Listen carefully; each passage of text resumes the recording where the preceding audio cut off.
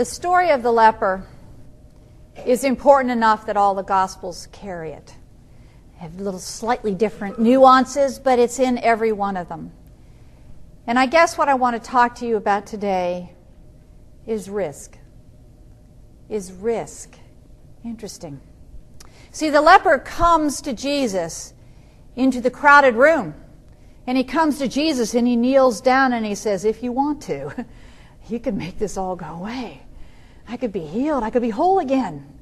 And Jesus says, I want to. And reaches out and touches him, and he is healed. This leper took an amazing risk coming to Jesus. Think about it. Under the law, he was not to enter any kind of crowd. He could not go into any kind of group. He had to stay completely away from people. He had to wear a bell that would ring so that people in the distance would know that there was a leper around and they would stay away. And if they happened to get too close, he had to, by law, tell them to go away. I'm a leper. Stay away from me because I am untouchable. This was the life of a leper.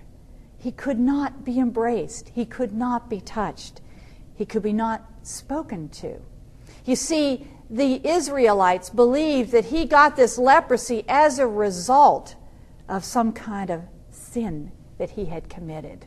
And as strange as that may seem, that has followed people all the way through. I mean, dealing in hospice, I can tell people have said to me, what have I done that God gave me this disease?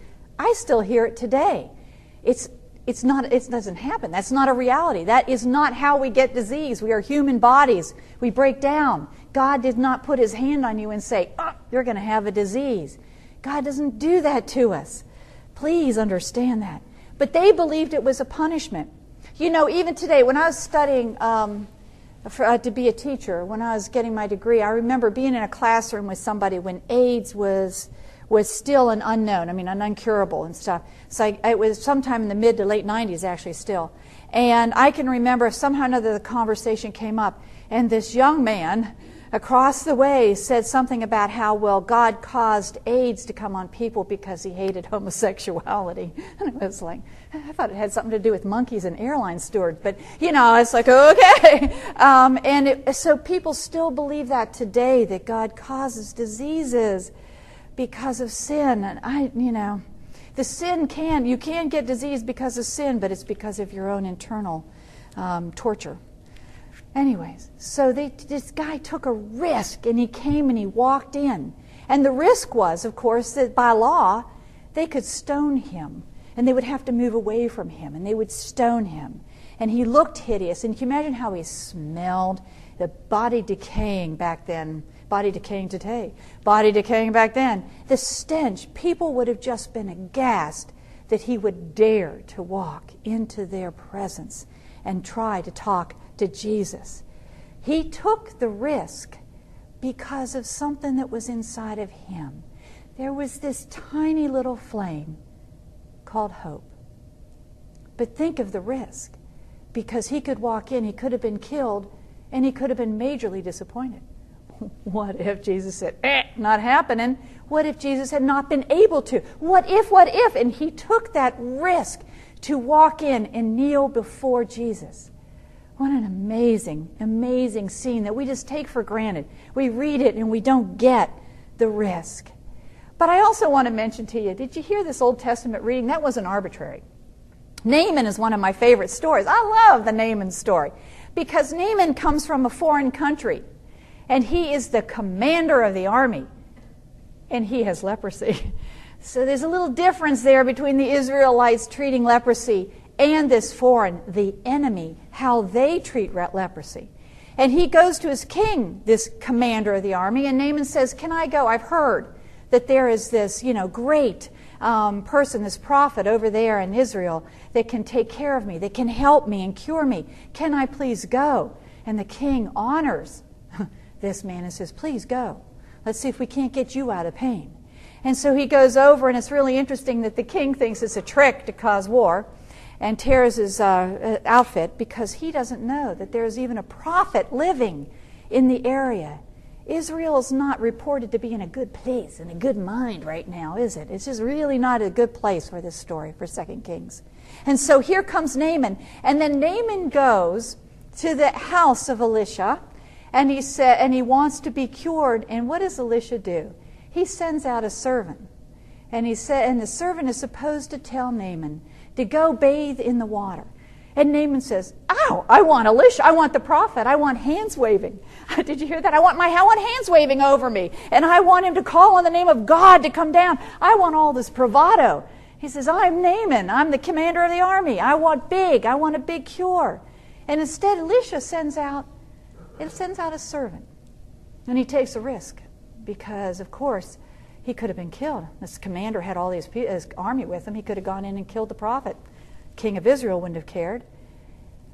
Elisha took a risk because he wanted to teach Naaman a lesson. He wanted to teach Naaman a lesson. That the servant, the one who serves you, the one who serves God, can also do what needs to be done if you're willing to take a risk in hope. And Naaman stomps off. He doesn't I don't want to bathe in the water. I got water back home. Why do I have to bathe here? And his servant says to him, if he'd asked you to do something big, like climb a mountain to be cured, if he'd asked you to do something huge, you would have done it. But you're not willing to just go out and dip yourself in the water. Take the risk. Go take a risk and see if this will work. Have the hope to do something simple. Take the risk, Naaman. And Naaman does it, and he's cured. It's all about risk. It's all about what they do. And Jesus ran a huge risk also. We don't think about this. But Jesus ran the risk because he reached out and he touched. That would be, now he's going to be a leper. I mean, everybody around him would have thought, ew, gross, you touched him. Now you're going to get it. And he would have been unclean. If he had been a rabbi in the temple, he would not have been able to serve in the temple for a very long period of time until he was cleansed and he did all these rituals and stuff like that. Jesus always took the risk. He always took the risk because he knew that his love would overcome anything. Jesus was always getting himself in trouble. He knew he did what was risky, but he didn't care about it because he was preoccupied with people. No Jew would ever go within 40 feet of that leper. No one in their right mind would risk their health or their rituals in order to touch him. But without hesitation, Jesus said, "I wish to do this." Concern for human need outweighed every tradition to Jesus. This is how Jesus meets us also. We have to understand that there is absolutely nothing we've ever done, nothing that Jesus would not reach out and touch and love and do and cure and take over. Because Jesus, God, will do anything he has to do to bring you back into the fold. There's nothing you have done to him, to the world, or to yourself that is not a part of Jesus' love for you. When Jesus looks at you, he sees your highest and best. He looks through to see that which is him inside of you. Always remember that. It's available to all of us. In the name of the Father, Son, and Holy Spirit.